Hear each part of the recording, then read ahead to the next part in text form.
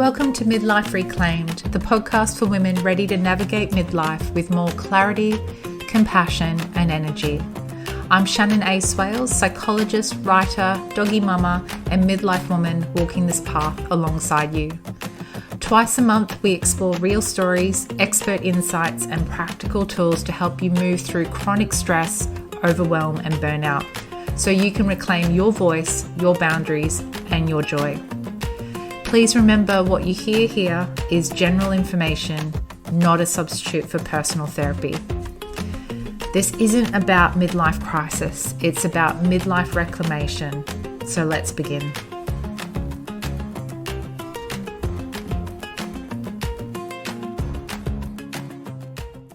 In today's episode, I'm joined by Dr. Katy Hill, a UK-based clinical psychologist with over 20 years' experience working across the NHS and universities. She was the first psychologist in the UK to become a certified parental burnout practitioner with the Training Institute of Parental Burnout. As a mum of three herself, Katy brings both professional and lived insight into the realities of parenting, the love and the joy, but also the exhaustion, guilt, and overwhelm that so many parents quietly carry. Together, we explore what parental burnout really is, how it differs from everyday stress, the signs to look out for, and the cultural and personal pressures that make parents so vulnerable to it. It's a compassionate and eye-opening conversation about the hidden toll of modern parenting and the small, meaningful steps that can help you restore balance and connection with your children, with yourself, and with the world. You can find Dr. Katy Hill at drkatyhill.com or on Instagram at the Parental Stress Psychologist. Hi, Katy, and welcome to Midlife Reclaimed. It's an absolute pleasure to finally have you here on the show after, I think it's been a couple of years that I've been following you on the gram. It sounds a bit weird following you on Instagram under at my brain right now. At you'll have to fill me in. Parental stress psychologist. The Yeah, that's parental stress okay. psychologist. I'm really glad to be here. Thank you. We've been talking about doing this for a while, haven't we? And I've had some stuff going on, and finally the stars have aligned and we're together, and I'm really pleased to be here. We are, and across the ditch or across quite a big divide with you over there in UK and myself here in Australia, but we've made it and have this really important conversation. I've really wanted you on the podcast to talk to parental stress and Mm. parental burnout because it's something in the work that I do that I often see. And then you're the person that I've found and connected with that dives deep into this. This is what you do. So, Katy, please, introduce yourself to our audience, what you do and why you do it as well, if you don't mind. Not a problem. So I'm on Instagram as the parental stress psychologist. I'm a clinical psychologist. I'm a midlife woman, and I've got three children that are now aged 13, 10, and 7. And so I was a psychologist before I had children, and I've worked in all different areas of psychology, just love psychology in general. But I always really liked child psychology and family psychology. And I was always going to be a child psychologist because I love kids. And yeah, then I had my own children. Then the Oh, rubber hit the road, and I was like, oh, this is different. When I was an assistant psychologist, when I was quite junior, I was naive, to be polite and idealistic. And I thought parenting looks a certain way. It's really important. I'm really passionate about this. And I gave lots of great advice, I thought, to parents that now that I'm a parent, I look back and think, oh, I cringe. Because the textbook knowledge of what good parenting looks like and what you should do and what children need is one thing. But the reality of having a child or multiple children and suddenly being responsible for that little being's life and their emotional well-being, their physical well-being, their social, academic, all these kind of facets of their well-being, and you're teaching them, and you're also trying to hold down a job and a career or a house and a partner and all these other things. And actually it gets really complicated really quickly. And I think we have this very kind of I think when you have a baby, people say things like, congratulations on your bundle of joy. So I just Mm. couldn't wait to be a mum. I'm going to have 4 children. I thought I'm going to have five, 6 children. I can't wait to have lots of bundles of joy. Yeah. And that first one came and I went, oh, there's more than just joy here. There's lots of joy, lots of joy. But there's Yeah. also anxiety, stress, exhaustion, worry, all these kinds of things bound up in having a baby. And so I Mm. got really interested and do what psychologists do when we have our own kind of issues. We go to the literature. And I found this Mm. whole decades worth of literature about parental stress. And this was about 2017. There was a new area coming up called parental burnout. I'd heard of burnout, but not in parents. And I was like, what does this mean?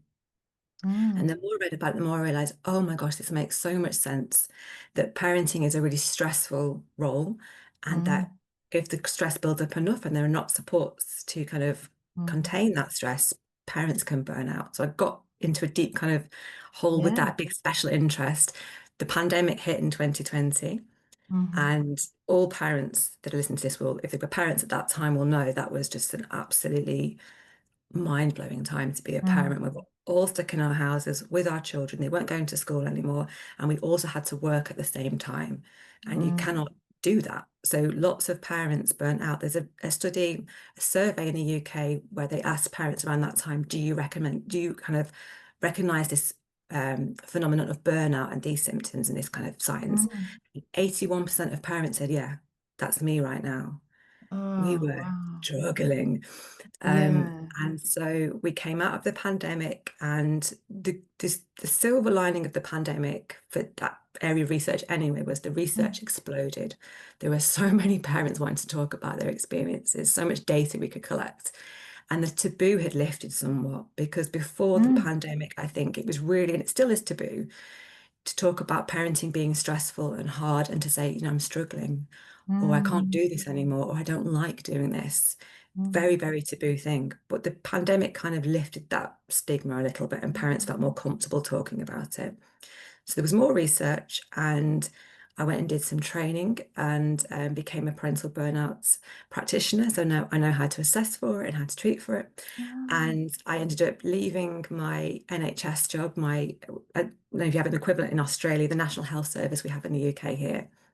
Yeah, not really. Mm, yeah. But I'm not sure what the equivalent would be here. Maybe Medicare. Kind of statutory services that kind of, I think, exist in most Probably countries. But yeah, a public yeah, service. Yeah. exactly. Public, So yeah. I ended up leaving and becoming an independent practitioner. And that wasn't something I ever wanted to do either. I believe wholeheartedly in our NHS. I'm very proud of our NHS. But Mm. with 3 children and three lots of childcare fees, it all added up. And I think I was left with something like £10 at the end of a week. So Mm. financially, it wasn't really viable to be at work, but also being a psychologist, the kind of the workload that we have, the Mm. emotional workload that we have, doing that during the day, coming home to 3 children, it was just an Yeah. awful lot to carry. So something had to go. So the career in the NHS, at least at the moment, is on hold. And I work independently, and Mm. I work hours that suit me on days that suit me, and I work with the people that I love the most, which is parents. So Mm. yeah, that's where I am at the moment. Oh, wow, Katie, thank you so much for sharing, yeah, the richness of your journey that's brought you here into that space of parental stress and burnout. So wonderful to hear about the level of focus and attention being given to this space. I mean, only in under the last decade, but it's still, that's so great that it's getting the attention and the research it deserves. And even to hear the richness that you can go and get training in that as well.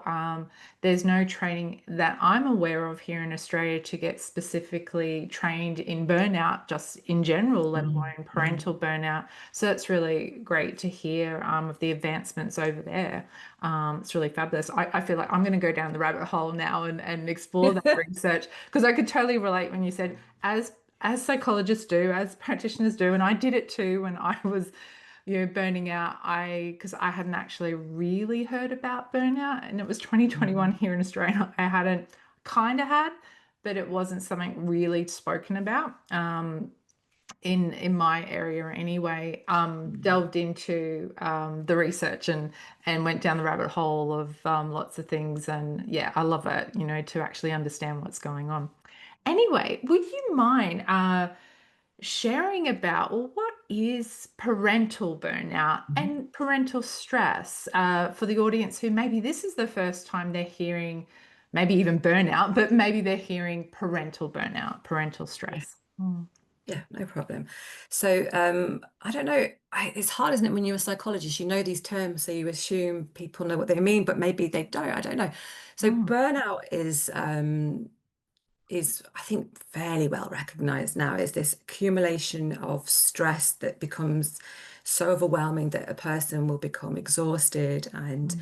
kind of have nothing left to give. They become very cynical, very down, very kind of hopeless and stuck. Mm. And that's been recognized since the 60s, 70s, I think, as an occupational phenomenon. The World Health Organization actually recognized it as an occupational phenomenon, that it's something that occurs within a work context. And I Mm. think lots of burnout researchers and clinicians will say, no, that's very, very I, narrow. yeah, No. I'm one of them. I'm like, oh, yeah. Anyway, Yeah. sorry. Yeah, I there's think so. that will change. Yeah, I I agree. hope that will change. I think it will. I think it happens in any role that's meaningful to you. So Mm. that will happen at work, but it can happen if you're a student, it'll happen if you're an activist, it'll happen if you're a parent. Mm. So when the stresses of parenting build up and the resources that you have to manage those stresses, imagine it like a seesaw kind of thing. If Mm. there's too much stress and not enough resources to cope with that, then chronic stress is the result, but then ultimately burnout if that isn't addressed and you don't kind of reduce the stresses and build up your resources. So Mm. yeah, it happens in parents, and it makes kind of Mm. more sense to me that it happens in parents rather than just in a work context, because parenting is work. Hmm. It's a lot of physical labor, a lot of emotional labor, a lot of yeah, it's work, but it's work that you didn't necessarily know you were going to be doing. Like a lot of parents, myself included, thought it was going to be a certain way. And when that baby arrives, you go, oh, this is an awful lot of mental work, emotional work, physical work, and it's non-stop. You don't have training for that necessarily, No training. Mm. so you don't expect it. Mm. You don't often have work colleagues. A lot of, especially on maternity leave, a lot of Mm. women are on their own with the baby Yeah. and just kind of isolated. A lot of people will tell me, and I had this experience myself, they give you the baby, like you have baby in the hospital and Hmm. you've got the baby and they say, right, well, good luck. And they wave you off and you're like, oh, you Mm. can't leave me with this. I don't, oh. I remember waiting for my Yeah. husband to come and pick me up from the hospital, and I had my daughter in a little carry cot thing next to me, the little car seat. And I just, oh, you can't leave me with, I don't know what I'm Yeah. doing. Oh Like, this God. is really serious. I don't know what to do. So That's you so don't get a true. lot of training or support for this role, but you don't get kind of time off when you do with a No. job. Most of us get days off at work, or Yeah. we can get annual leave or sick leave. You don't get that as a parent. No. You go to HR and complain about the working conditions and say, something about This the culture of the colleague, the company. baby. Yeah, this colleague, yeah, this baby, this colleague is really out of order. And you don't get to do that. And you don't get to change careers either. A lot of people, when they burn out, have a realization of, no, can't continue to that profession. I'm going to do something else with my time. But Mm. parents don't get that. You can't give up your children. I No, mean, you can, but that's not what parents do. it's not what Parents they want to do. Yeah. continue. No, that's not what they want to do. So yeah, it makes complete sense to me because this is a role that people are heavily invested in, that they want to do their best at, that they love, and they just aren't being supported well enough, and so they burn Yeah. out. Well, you really paint an in-depth picture there, which really just highlights so much the depth of that risk of pretty much all parents burning out or Mhm. experiencing that chronic stress, at least. Because it's just things that you mentioned there, like it's a 24/7 job. It's emotionally, mentally, physically taxing. You can't take time off. You're often isolated or are. So you're without the supports. And as a person working more in the burnout occupational space, whilst I do definitely, because working with midlife women, they are parents as well. So it's Mhm. definitely, and Mhm. I recognize that yeah, burnout's not just occupational. I totally totally see that, but just all the things that the research indicates that are risk factors that the occupation has, or that the occupation, like being on call, not having the required resources, the training, Yeah. or even mentors or supervisors, like people to, or peers, Mhm. peer support, all these things we know Mhm. are either risk or protective factors for people preventing burnout or recovering from an organizational perspective. Parents don't have No, from no. and that just that's what was just coming up for me and blowing my mind there, not being a parent by choice, myself, and because quite frankly I just looked at it vicariously, of course, like you said, it's different once you're in there, but I just went, well, not for me. But I've never had the calling either, like it's never. I've got siblings who it's definitely been a calling for them and they're doing Mhm. it, and I'm so grateful that they've had kids because I get to be an auntie, but that they've got what they've wanted, but they certainly don't sugarcoat it either. Like they do talk about the reality of it all for them. I want to pause here and offer something deeply personal for anyone feeling depleted or stuck in stress, overwhelm, or burnout. My book, Nothing Left to Give, A Psychologist's Path Back from Burnout, shares my real life story of hitting a wall in 2021. Burnout, compassion fatigue, and resurging mental health struggles that forced me to leave my work and rebuild from the ground up. It's not just a memoir, it's filled with practical tools and reflections to guide you towards rest, reclaim your sense of self, and resist that pressure of constant caring going outwards, perfectionism, people pleasing, toxic independence, all of that. You can find this book both in ebook and paperback via Amazon, or just head to the show notes for the link, or shannonaswales.com/burnout-book for the links. And now let's get back to the episode. Mhm. But hey, I was wondering if you could speak to, and I feel like you're starting to anyway, but some of those signs, Mhm. if a parent listening is like, I'm not sure if I am, what are the signs? What are the symptoms? As often we, but yeah, Mhm. what should one Yeah. look out for that they might be teetering into that burnout? Mhm. Mm, Yeah. So the research shows that there are kind of four main symptoms or signs of parental burnout, and they kind of develop sequentially. But it doesn't always have to be that way. Sometimes it's all kind of much of a muchness. But the first sign is exhaustion, so physical, emotional exhaustion mm, that you would recognize in any kind of burnout, that you just feel that there is nothing left in the tank.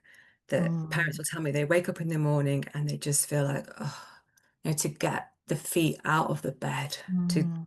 get up, it's just, there's nothing in there. It's that tiredness that's really deep in your bones. All Mm. parents are tired. We're all knackered parents, you Yeah, can there's tide. see. Yeah, Yeah. yeah. But there's that tiredness that can be relieved by a nap or a good night's sleep. And then there's exhaustion, which you feel when you're exhausted, you know the difference. You feel Oh, that in your bones. yeah, You've in had the that. bones, like I've heard people call it, which I could relate to, bone tired and soul tired.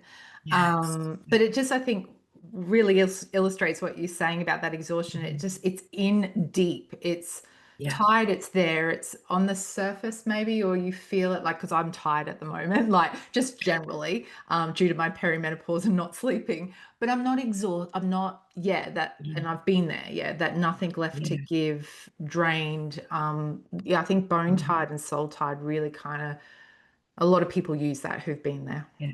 I think if you've been there, you know the difference. Mm, I mm, think it's the difference between people talk about I feel sad or low in mood versus I feel depressed. There's a qualitative difference. And if you've been in those places, you know that difference. So, mm, yeah, the first sign is exhaustion, waking up just feeling like there's no spark. I can't, I'm mm, dragging myself out of bed. And the second sign is makes a lot of sense when you think of these exhausted people. The second sign is emotional disconnection. mm, So that is a protective mechanism. When you are so exhausted and there's nothing to give, you've still got all these kind of jobs to go through with children. You've got to get them up. If they're younger, you've got to kind of feed them, get them dressed, get them to school, whatever on time. You've got all these jobs to tick off. And that Mm, takes a lot of energy.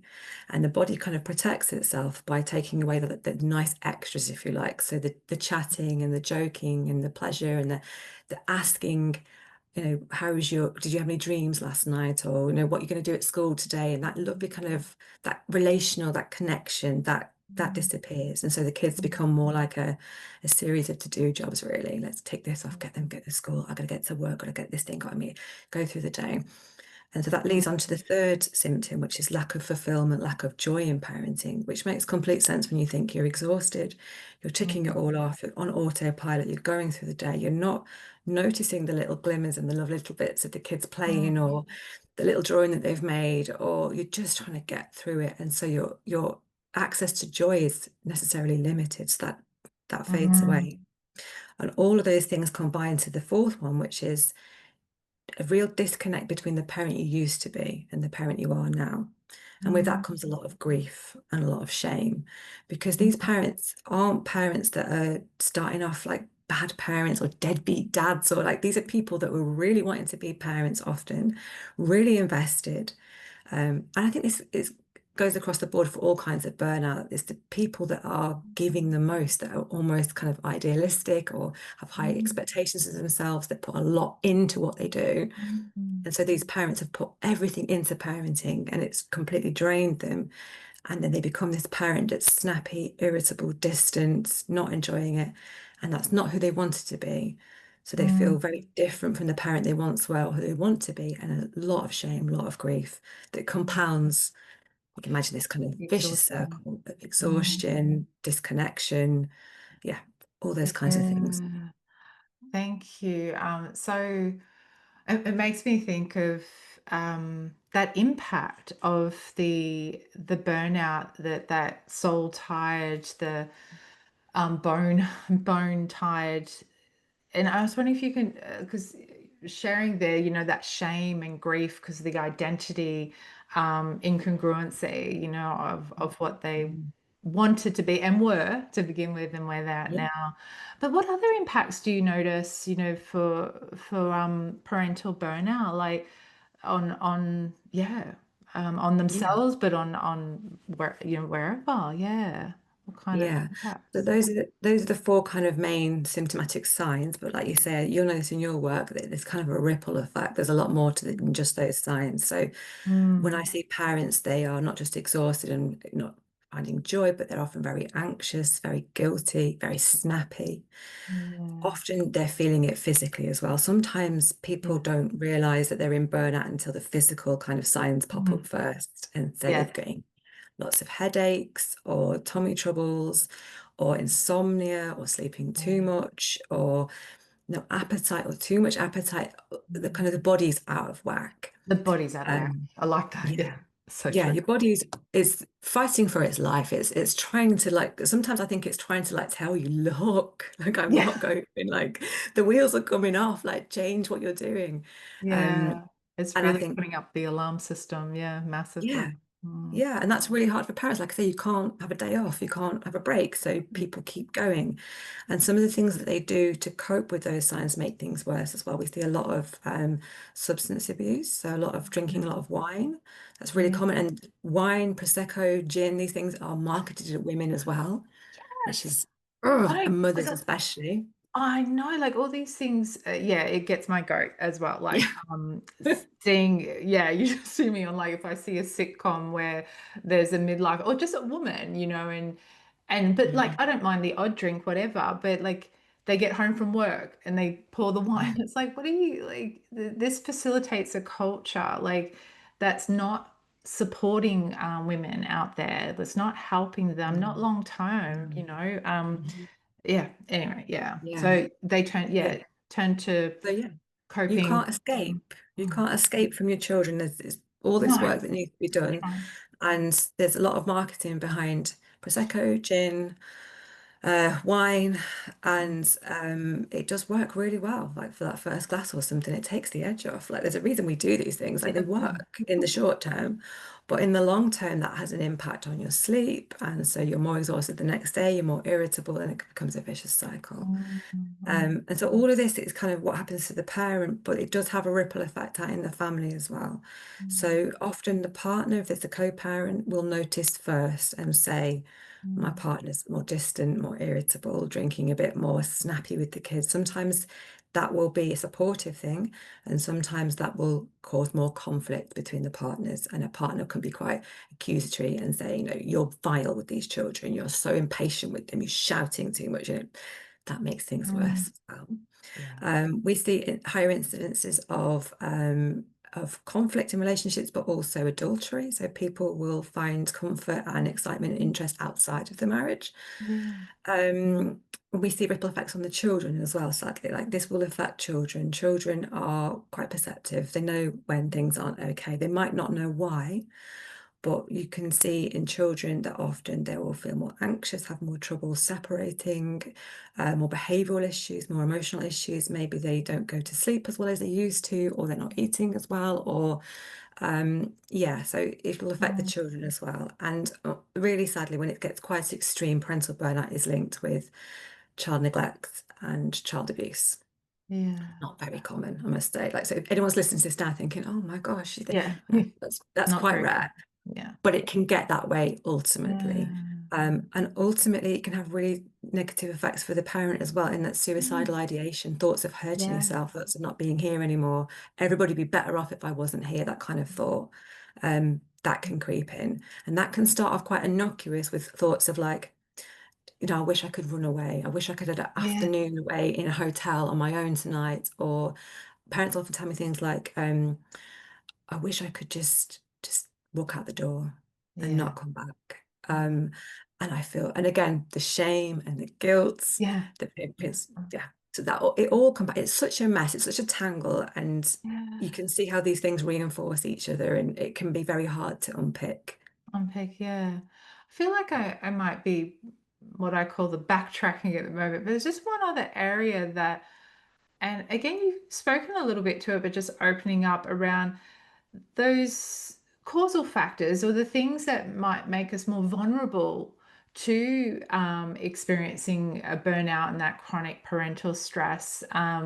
You were saying earlier, like things like I think high expectations, but also, cultural, like, I mean, that glorification or around using alcohol as a way to cope with stress, like it's not just individual factors that make us vulnerable, but, those outside factors as well, as I like to call them.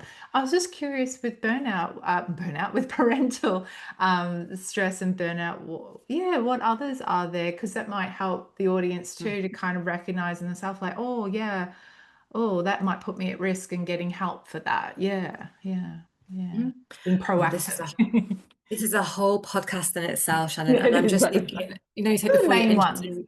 in, yeah, when you say you're interested in the research, and my head's popping off thinking, oh, I can send you this thing and this thing. Oh, feel free to Yeah. send them to me. I love all that, but I mean, Oh, I've got, no pressure. yeah. Oh, we can properly geek out. When we're not recording, I'll properly geek out with you. Um, so yeah, part of the training that I did, we talked about all the different factors, and there are so many factors. I think this goes across the board for all kinds of burnout.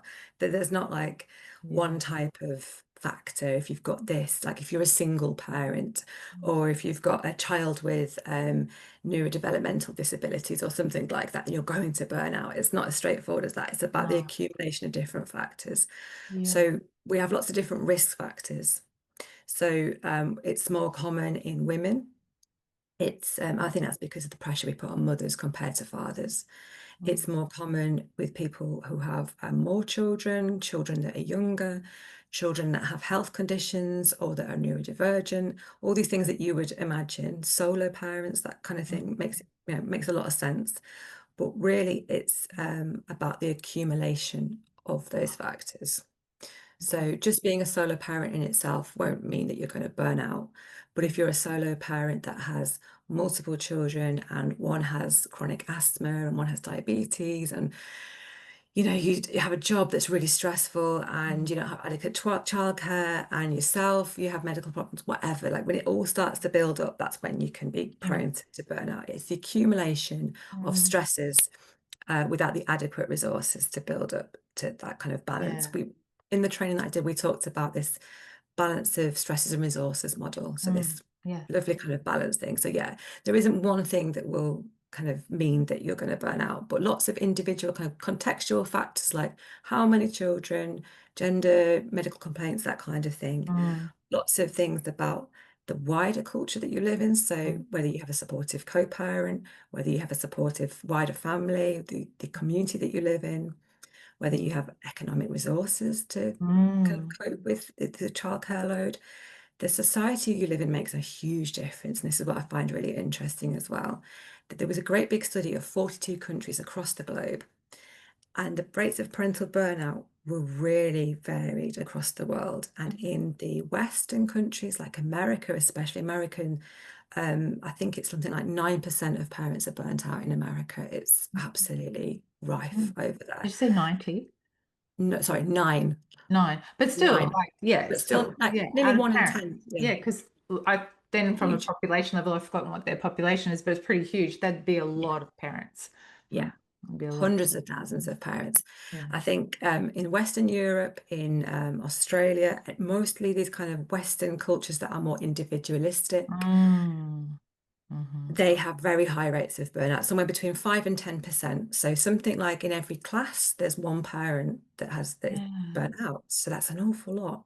Yeah. And then when you look at other cultures that are more collectivist, so maybe some countries in Africa or in the Far East, Mm. parental burnout unheard of, just really super low, maybe even zero in some countries. And Mm. these are countries where it's mostly still on women, and maybe these women have 5, 6, 7, 8 children, a lot more children than in the West, and a lot less kind of economic resources. Mm. But they parent and they live collectively. Mm. They don't have this individual focus, this focus on the person themselves, looking after themselves and achieving and doing and being and productivity. Like perfectionism is a big part of this as well. Yeah. High standards, Yeah. keeping busy, um, keeping up with the Joneses, Yep. being the kind of, yeah, Yeah. self-actualization is really important in the West. Whereas in Mm. these more collectivist countries, cultures, it's more about the we rather than the me. So childcare is shared, and there's not that pressure to be the best at things or to put yourself Yeah. above the group. Yeah. So yeah, culture has a big part to play in parental burnout, definitely. Oh, thank you for sharing that. And that study as well. That's amazing. I mean, it's sad, but it's amazing to see that difference and that yeah, culture does play a role in that. I'm often having conversations on the podcast or at work and with the women about our culture here and yeah, generally in the West, where I call it sometimes the do the achieve, Yeah. achieve, achieve, and worth based on that achievement. So yeah, there's that very common perfectionism that we find in a lot of women, including myself. I call myself a recovered perfectionist now because she still creeps in. But you know, I've got some ways to deal with her these days. She has a back seat on my bus. She's not she's not allowed to Mhm. drive anymore in Becca. Um, but yeah, like but how that yeah is really culturally fed as well. So that's you know we're not born perfectionists, but it's created and fed and rewarded really in a lot of our systems. So big player in our burnout. But that was interesting. Thank you for sharing that. I'm just going to pause here for a moment to share something with you. If you've been listening and thinking, I wish I had a space where I could talk about this with people who truly get it, that's exactly why I created the Midlife Reclaimed community. It's a gentle, real, and supportive space for women navigating midlife. Whether you're facing chronic stress, overwhelm, burnout, or simply wanting to reconnect with yourself. We meet for live, weekly support circles, share reflective prompts, and learn together so you can feel seen, heard, and supported as you reclaim what matters most. You don't have to figure it all out alone. Visit shannonaswales.com/midlife reclaimed community to join us. Now let's get back to the episode. I want to move towards, well, I was going to say the fun stuff, but not necessarily. I don't know why I think.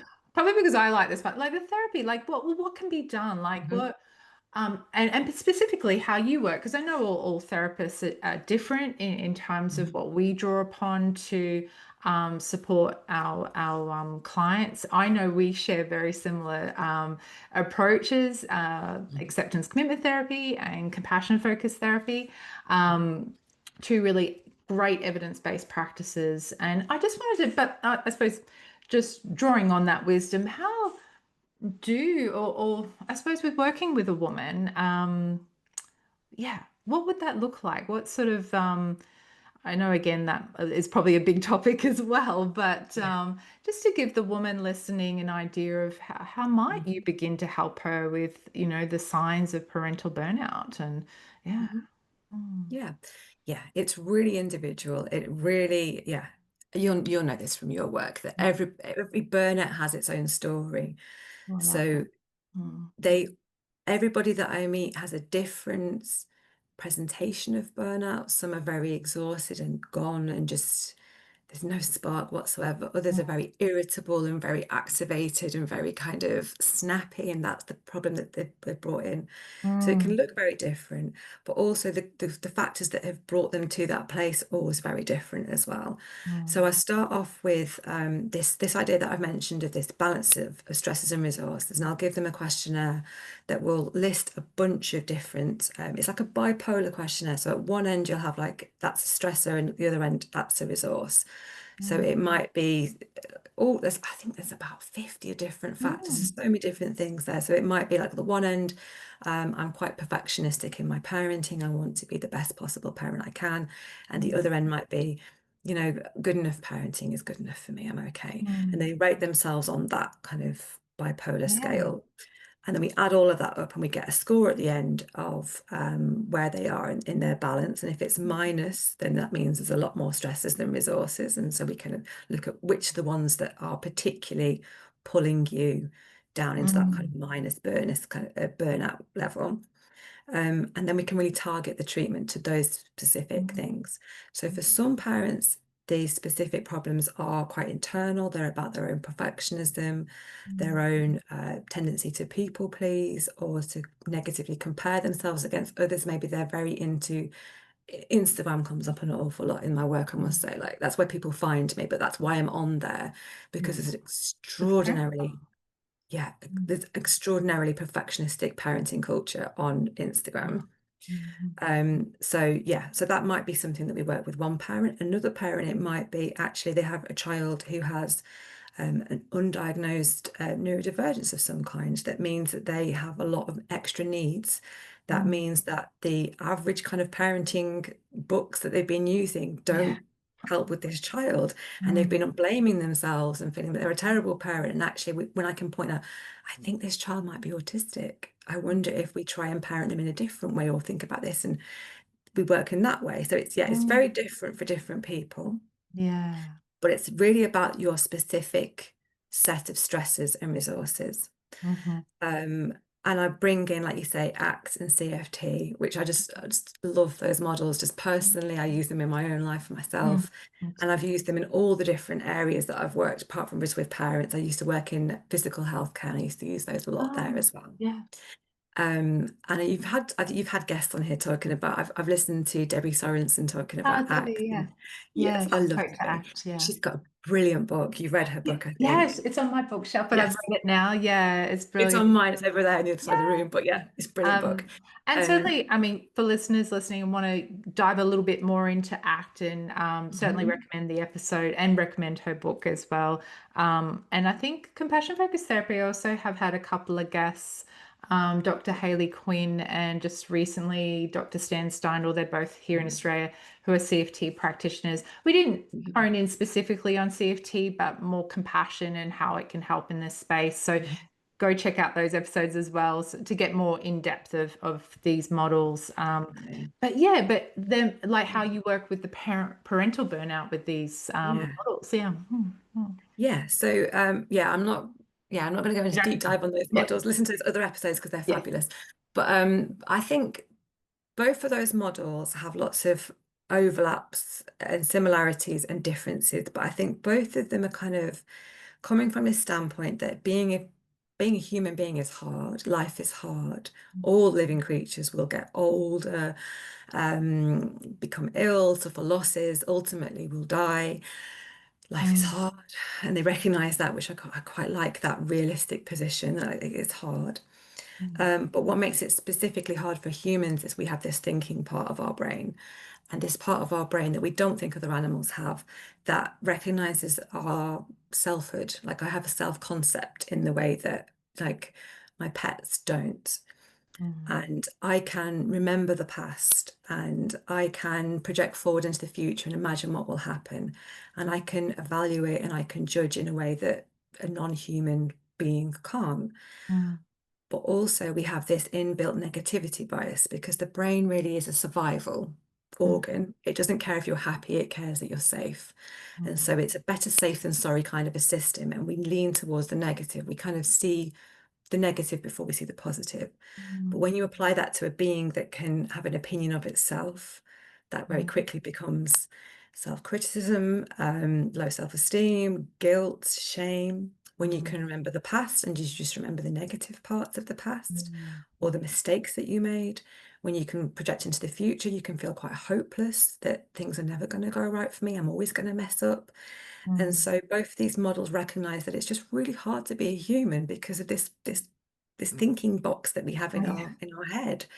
Mm, And compassion focused therapy takes the kind of the perspective that so that means we should be more compassionate to ourselves and more understanding because this is just hard. mm, mhm, And we can kind of work with our inner critics and develop a more supportive, compassionate, kind of inner coach way of speaking to ourselves.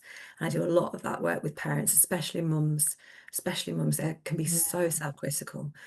And Yes. ACT is similar, but kind of more recognizing we have this kind of thinking box Mm, and knowing that that's what it does and having a bit of separation from that and recognizing I can have thoughts, but they're not necessarily true or helpful. I don't necessarily need to tune into them. They don't mm, necessarily have to dictate my actions. mhm, So yeah, ACT takes a much more kind of diffused stance on thoughts, emotions, and more of an emphasis on leading by your values. So, with mm, parents, we will figure out what kind of mum or dad do you want to be? How do you want your children to remember you? And that's really personal as well. Some people want to mm, be a really good educator and a person that instills good values in their children and kind of encourages them and makes sure they have a good career or something. And other people want to be fun and I just want them to have a really warm, funny, kind of hysterical kind of experience of me, and mm, all things in between that. And that all those are fine. And we think, mm, okay, that's the parent I want to be, given that's who I want to be. And I'm mm, also going to have all of these natural and normal experiences of stress and anger and frustration and mm, exhaustion mhm, and self-doubt and worry about my child's well-being. How can I have those things and not let them be in charge? Like you said before, not have them be in charge of the bus. They're my yeah. passengers, but they're not in charge. Mm. Yeah, so I don't know if that will make sense to the listener, but Oh, that's that's beautiful. I loved a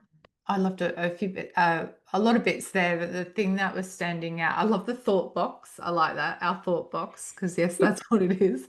And it's something, I imagine the listeners can definitely relate to our thought box.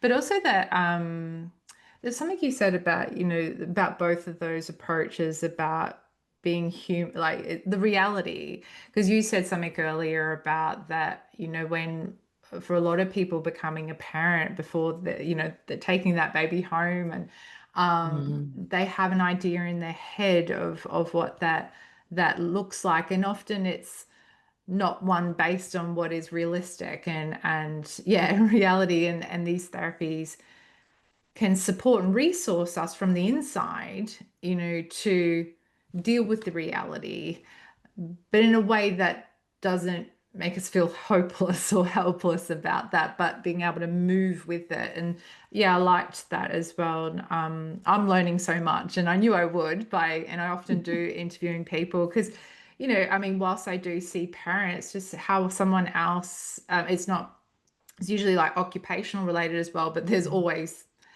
stuff happening in life, and most of my clients are midlife women, so they are most of them parents from really young children sometimes, and just having them later in life, and some like teenagers, and then even ones that are leaving the nest, and what that brings for the woman that I'm seeing as well. But it's, I suppose, that understanding parental, or sometimes I know my clients will talk about being caregiver burnout as well, even though they're a parent of this person, but this child, but separating because this child needs a lot more, like they've got chronic health conditions or disabilities, and sort of, separating like they're a caregiver and a parent. So anyway, it's just an area of need and an area to build up in. So no, thank you very much with what you shared already so far. Now, I know we've talked prior to having this interview, and I know you've shared you're a midlife woman, and so am I. And I know you've shared that you see women across parents, but women across the age group, often in the 30s. But I was just wondering, so I just want to put that context into play with this question. Just speaking to that midlife period, because for women, and that can be, they say midlife is really not an age, it's like generally it can be anywhere from 35 to 65, but it's more of a, I don't know, a place one arrives to, and that may not make sense, but yeah, because it can be the start of perimenopause for someone, which can happen, even younger than 35 for some, but generally those early 40s, sometimes late 30s. But just even sort of, I find that sort of life review, kind of, where am I? What am I doing? But anyway, midlife does bring a lot of interesting extra stresses, and particularly for a woman in those Mm. caregiving roles, like I just mentioned, they could be parenting kids from all ages, all range of needs. But often they're also caregiving, or could be caregiving, for their elderly parents as well. And I was just wondering if you could just talk to any, I don't know, experience of that, or what you've noticed, knowing that it's not an area that you have a lot in, but yeah, just how midlife might or plays a role, or what you see in that parental burnout, parental stress. Yeah. Yeah. It's a lot, isn't it? Yeah. I think it's interesting. Like I'm 44 now, Mm. and I have a 13, a 7, and no, yeah, 13, 10, and a 7-year-old. Got so many kids. You've got three kids. There's the brain fog look. See, there's a nice demonstration. Yeah, like seriously, word find before, like, I mean, yes, Yeah. it's the hour of night for me. I'm not great at this time, but it's also perimenopause.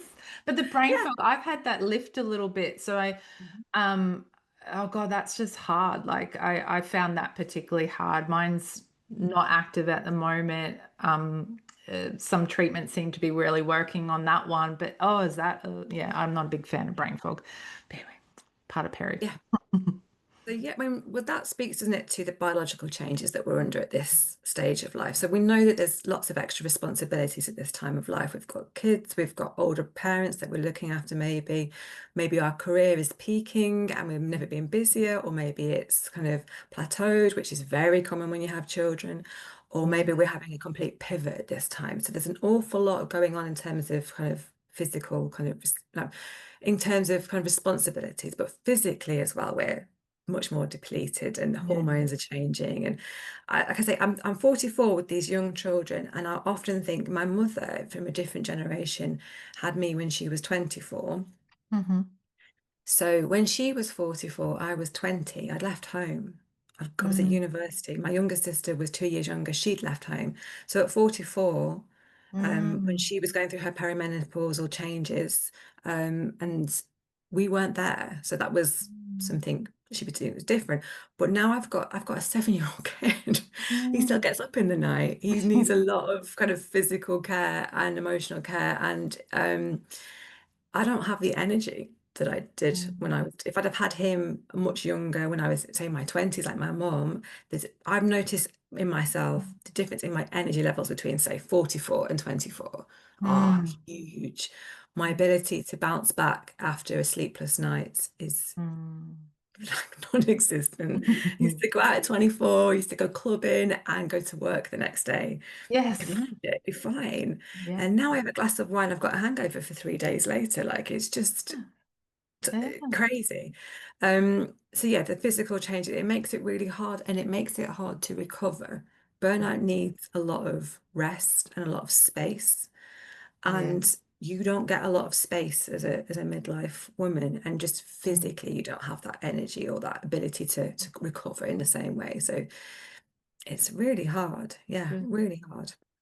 And I see that like they talk about burnout being cyclic, and I think I won't be able to quote the research like the who did it, but they were talking about that particularly it was research study done on midlife women and noticing that often they are cycling sort of in and out like a stress turn then it's chronic and going into the burnout coming out because during this period, yeah, the load that they're carrying, and it makes me think of that, yeah, that resources versus I often call it the demands, Mm. but yeah, the load, the responsibility, because that continues to be, I mean, it fluctuates, but it continues to be a gap, and so it makes Yeah. sense that we cycle during that period because we can't, yeah, offload the care of our kids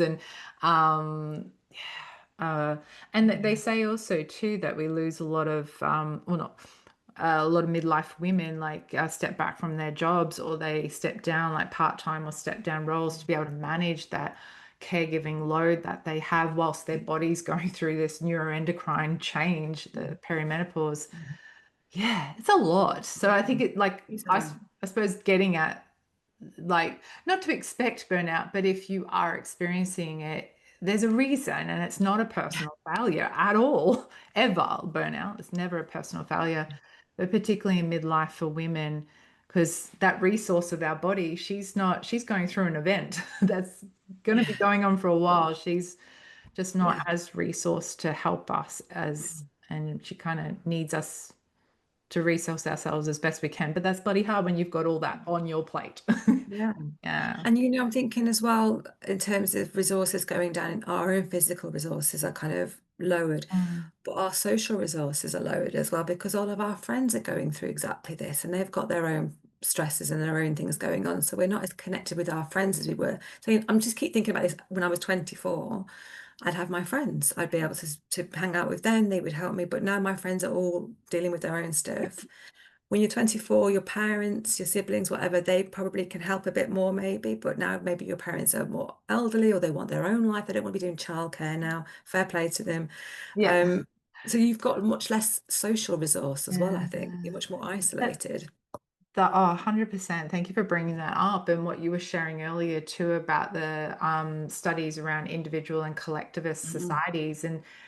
And we already have that embedded in our culture that you're sort of, doing it on our own individual, yeah, that yeah, it's not really set up for that collective response in this era. We Mm. see over here in Australia, they've got this, I haven't been yet, but I've been meaning to attend called a menopause cafe. Oh, yeah. And I don't know where they've popped, they're national, but the idea is having a place in which women can go that's a safe place, compassionate space, but they can be with other women, obviously Mm. strangers to start with, but meeting regularly, but a place they can drop in. I believe kids are welcome, I'm sure. And but trying to create some collectiveness, Mm. because yeah, that's one of our resources is having people who get it as well. Like you don't have to explain yourself. Like I love chatting to other midlife women who are going through peri because you just say brain fog and they know what you got, Whereas my husband initially, I mean, he knows now.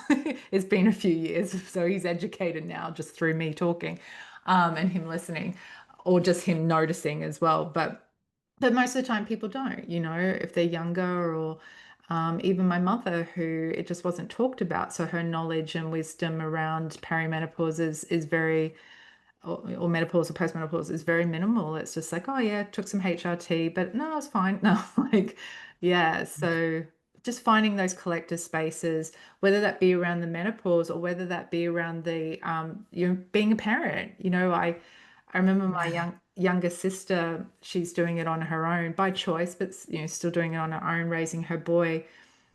They have a tradition here in Australia that mothers group, that when you give birth, whether it's at hospital or through a midwife thing, which you can birth at home. And I'm probably getting all that wrong. But anyway, regardless, it's usually a service that they will talk about to the women and to the blokes as well, to whoever parents, to link them into that kind of support. And they usually go for a year.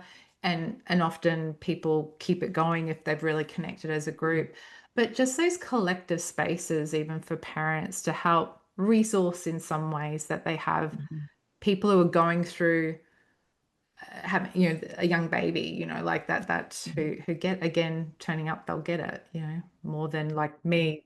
Like my sister would talk to me about things and I'm like I'd be a listening ear, but like I don't get it, but I'll sit and listen and certainly support as best I can. But it's that people who get it, I think, is really important. Yeah. Yeah, It's surrounded. so important. There's so much shame involved in Yeah. burnout, I think, in general, but particularly in parental burnout, particularly in Mm. women, because we're brought up to believe that women are natural caregivers and that we will find childbearing and child caring easy, fun. It'll be the highlight of our lives. It'll fulfill us.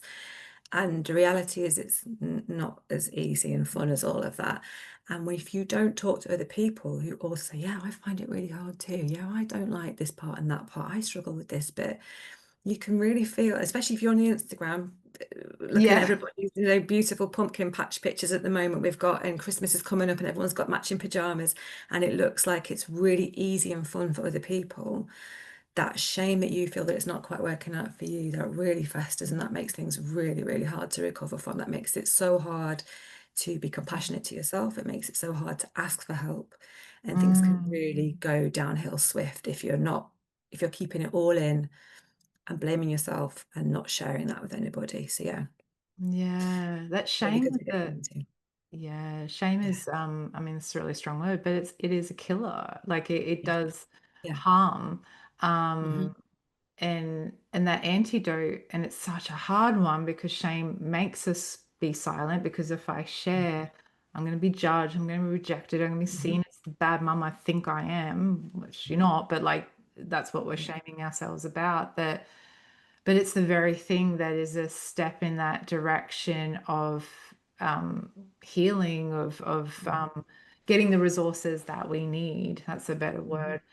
But it's such a Yeah. hard step. And that's what I hope these conversations just help a woman out there, that there is no shame. That's why I speak my story and you shared, Hmm. some realities for you, that just to, that other voices, we might appear all well and put together. And there's moments of that, definitely. But Yeah. there's also moments of, yeah, definitely in my life, if I gave a whole the whole story, definitely this is just the good picture at the moment. But like that sharing a story and other people sharing the story, I hope it gives people Hmm. that courage to share theirs, because there is no shame in Yeah. struggling, even though our society might say it, but there isn't, and there's help there, and there's people who get it, people who won't Hmm. shame you for it. And it was actually, Absolutely. I was just reflecting on the other day, for a speech I'm going to give, about my recovery, and I said, like, it all started to turn around because I was holding a lot of shame. So, relevant to what we're talking about, a lot of shame for being a psychologist who was struggling, and I Yeah. was very much brought up in that caregiving, but I was not doing that as a parent, but like, I don't have kids, but with my clients, that was my caregiver. That's what I do, and that's what I'm meant to do. And but feeling a lot of shame that I wasn't well and I wasn't okay, and that it was affecting me. But the turning point was my supervisor, a really lovely lady, very compassionate person. I started working with her, and over time really built that trust, and I was able to open up to her. She could see I was suffering and she was bringing it out of me. But then I opened up to her, even though I was scared massively. I was going to swear, but scared, very fearful that she would see me in a different way. So that shame was wanting me to stay quiet. And I shared with her, trusting that she would hold that well. And I knew in my head, and she did. And that was the step. It Mm. it was talking what I felt shame about to someone who showed trustworthiness, and then her meeting that and supporting me and helping me to make the steps I needed to. And it takes like one other sometimes to open up to. And I just wanted to share that with our chat about shame, and how that holds back some parent. I mean, it could be another parent you speak to, it could be a psychologist, it could be, just take that step, open up to someone, even if it is, a professional. I think the first time I ever opened up about anything was to a professional, but like with past stuff, but to a psychologist. But It's yeah. really hard. It is really Mm. hard. I notice in the clients that do reach out to me, they'll have been following me on Instagram and reading my blogs and things for months, months and months and months before they build up the courage to send me a message, because there's a lot of shame, a lot of fear that they'll be judged. Like you say, a lot of shame about people will think I am a bad mom. There's a lot Mm. of fear of maybe my kids will be taken away from me. Maybe they will Uh, get social mm, services to investigate me. yeah. Maybe, all these catastrophizing thoughts. And so I better keep this in and maybe it will get better. I don't want to tell people this was what was going on and then it gets better. So I'll just keep trying, keep trying. But you know yourself, like when you're in a hole, you've got to stop digging. You don't get out of burnout from working harder and harder at the thing that's burning you out. Well, we No. try to. That's human nature. We Oh, all yeah, try to do that's that what I first. did. Yeah. Yeah. I'll just get better. Yeah, just so because Yeah. if I reach out and people find out I'm a bad psychologist, and then my registration gets taken away, and like, Yeah. I can't Yeah. support myself anymore. Yeah, like the Yeah. catastrophic thinking box, because Yeah. I was Yeah. exhausted. And so that's where she was going, the negativity bias, as you said. And Yeah. but yeah, Yeah. that's why I think it's so powerful, like with how you're putting yourself out there on Instagram, because it's a nice way in which people can connect with you, to build that trust in what you do and take that next step in connecting with you. That's why I'm not a big fan of social media, like just in Oh, I terms of hate how it. it exhausts me, but what it also, the bad side of it in terms of how it feeds our culture. But Mhm. the beauty side of it is it's an opportunity to be able to connect with, material that can support you, and so Mhm. material like yours out there, and to connect with the person, and build that sense of, okay, this is a person I could trust with this Yeah. story and go to. So yeah, that's why I go on there, because Yeah. yeah, it might be that bridge that makes or helps that woman to connect with us, with you. That hopefully our messages are letting them know that it's okay. Yeah. And when you're ready, yeah. On that note, I wonder is if there is, you know, you've said so many inspirational things and so much wisdom, to that, a woman of any age, and even the men, even all the parents, all caregivers out there could take away from this, conversation. But if there's one thing that you'd like to share, to the parent who might be really resonating with all this, what would that be that you'd want to leave them with today?